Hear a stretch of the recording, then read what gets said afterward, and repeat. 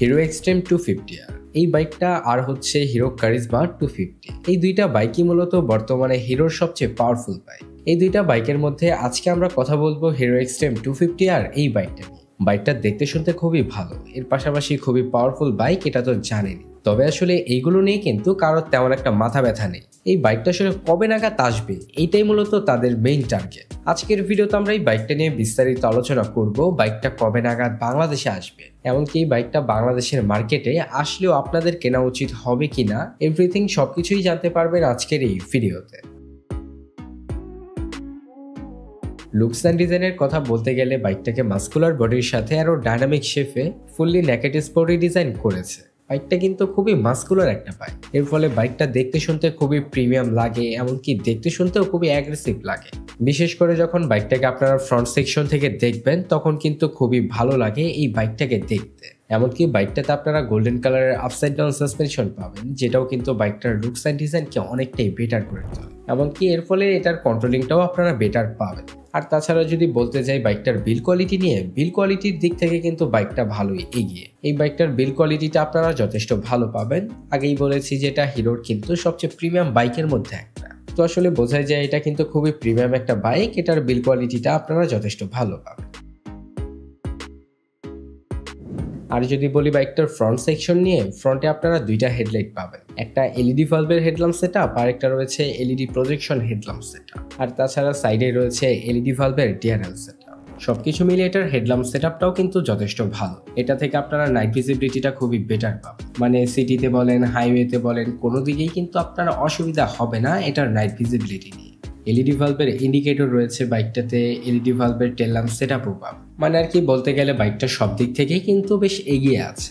এরপরে বাইকটার ফ্রন্টে রয়েছে আপসাইড ডাউন সাসপেনশন, সাথে রয়েছে 17 ইঞ্চি অ্যালোডিমের সাথে 110 সেকশনের টিউবলেস টায়ার। ব্রেকিং সিস্টেম হিসেবে পাবেন 320 মিলিমিটারের পেডাল ডিস্ক ব্রেক, এবং রেয়ার সেকশনে আপনারা সাসপেনশন হিসেবে পাবেন অ্যাডজাস্টেবল মনোশক সাসপেনশন, সাথে রয়েছে 17 ইঞ্চি অ্যালোডিমের সাথে 150 সেকশনের টিউবলেস টায়ার। ব্রেকিং সিস্টেম হিসেবে এখানে আপনারা পাবেন 230 মিলিমিটারের পেডাল ডিস্ক ব্রেক।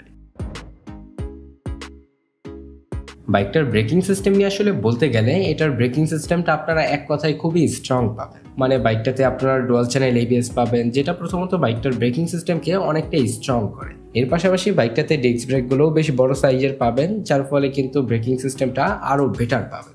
বাইকটার ব্রেকিং সিস্টেমে আপনারা এক্সট্রা একটা ফিচার পাবেন, সেটা হচ্ছে বাইকটার ব্রেকিং সিস্টেমে কিন্তু কোনো আফটার মার্কেট 320 মিলিমিটারের ডিস্ক ব্রেক লাগাতে হবে না, কেননা এই বাইকটাতেই কিন্তু আপনারা 220 মিলিমিটারের পেডাল ডিস্ক ব্রেকটা পেয়ে যাচ্ছেন। বলতে আর কি অনেকেই আছেন যারা বাইক কেনার পরে আফটার মার্কেট 320 মিলিমিটারের ডিস্ক ব্রেক লাগায়, তো আসলে এই বাইকটাতে আপনারা এটা এমনিতেই স্টকভাবে পেয়ে যাবেন, যার ফলে কিন্তু নতুন করে কিনে আর লাগাতে হবে না। এছাড়া ওভারঅল বাইকটার ব্রেকিং সিস্টেমটা কিন্তু আপনারা খুবই স্ট্রং পাবেন, এটা নিয়ে কিন্তু আসলে বলার আর তেমন কিছু নেই।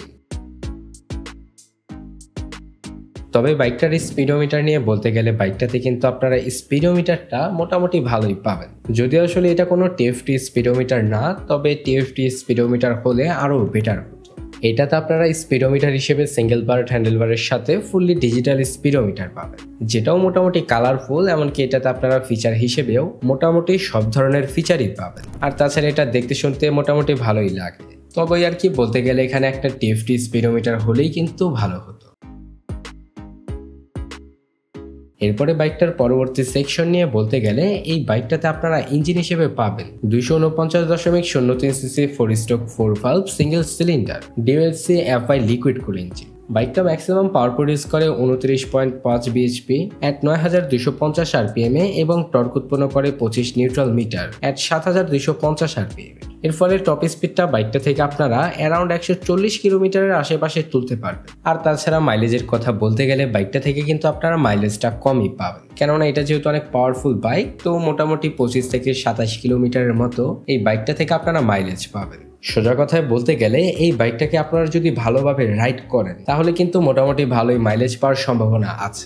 যাই হোক, এটার স্পিডকে কন্ট্রোল করার জন্য বাইকটাতে আপনারা পাবেন 6 স্পিড গিয়ার বক্স। এখন বাইকটার ফিচার নিয়ে যদি বলি, এই বাইকটাতে আপনারা অ্যাসিস্ট্যান্ট স্লিপার ক্লাচ পাবেন, তবে এই বাইকটাতে আপনারা কিন্তু কোনো প্রকার ট্র্যাকশন কন্ট্রোল সিস্টেমটা পাবেন। এটা কিন্তু এই বাইকটার ক্ষেত্রে একটা খারাপ দিক বলতে পারেন, কেননা এটা যেহেতু একটা হায়ার সিসি বাইক, তো এই বাইকটাতে অবশ্যই কিন্তু ট্র্যাকশন কন্ট্রোল সিস্টেমটা দেওয়া উচিত ছিল। তো মোটামুটি এই ছিল বাইকটার ওভারঅল স্পেসিফিকেশন। এখন কথা বলি বাইকটার প্রাইস নিয়ে, এমনকি বাইকটা কবে নাগাদ বাংলাদেশের মার্কেটে আসবে। প্রথমেই বাইকটার লঞ্চ ডেট নিয়ে যদি বলি, এই বাইকটা বাংলাদেশের মার্কেটে 2026 সালের প্রথম দিকে বাংলাদেশে আসবে। এমনকি বাংলাদেশে আসলেই বাইকটার প্রাইস হবে 3,50,000 থেকে 3,80,000 টাকার ভেতরে। প্রাইসটা আসলে কিছুটা কম বেশি হতে পারে, কেননা আপনারা জানেন যে ইন্ডিয়ার মার্কেটে যে বাইকটা লঞ্চ করা হয় যে প্রাইস পয়েন্টে, সেটা কিন্তু বাংলাদেশে আসলে কিন্তু অনেকটাই বেড়ে যায়, মানে আর কি একটু উল্টাপাল্টা দাম হয়, এটা সবাই জানে। তো মোটামুটি এই ছিল আজকের এই ভিডিওটা। এই বাইকটা আপনাদের কাছে কেমন লাগলো সেটা কিন্তু কমেন্টে জানাতে ভুলবেন না। এছাড়া যদি বাইকটার সম্পর্কে আপনাদের কোনো বিস্তারিত মতামত থাকে তাহলে সেটাও জানাতে ভুলবেন না।